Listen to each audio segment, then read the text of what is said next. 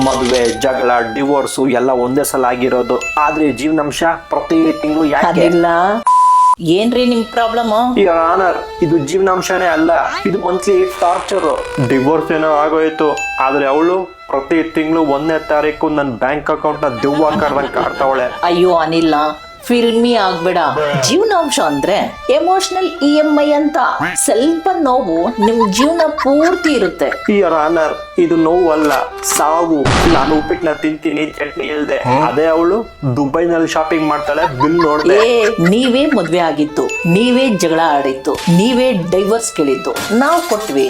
ಈಗ ನೀನು ಅನುಭವಿಸ್ತಿದೀಯ, ಅವಳು ಅನುಭವಿಸ್ತಿದ್ದಾಳೆ.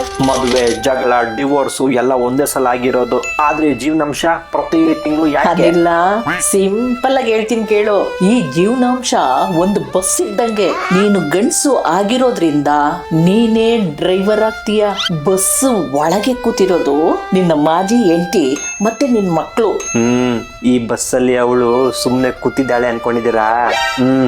ಮ್ಯೂಸಿಕ್ ಹಾಕೊಂಡು ಡಿಸ್ಕೋ ಡ್ಯಾನ್ಸ್ ಮಾಡ್ತಿದ್ದಾಳೆ. ಇರ್ಲಿ, ಅದು ಅವಳ ಎಂಜಾಯ್ಮೆಂಟ್. ಆದ್ರೆ ಇದು ನಿನ್ನ ಕಮಿಟ್ಮೆಂಟ್.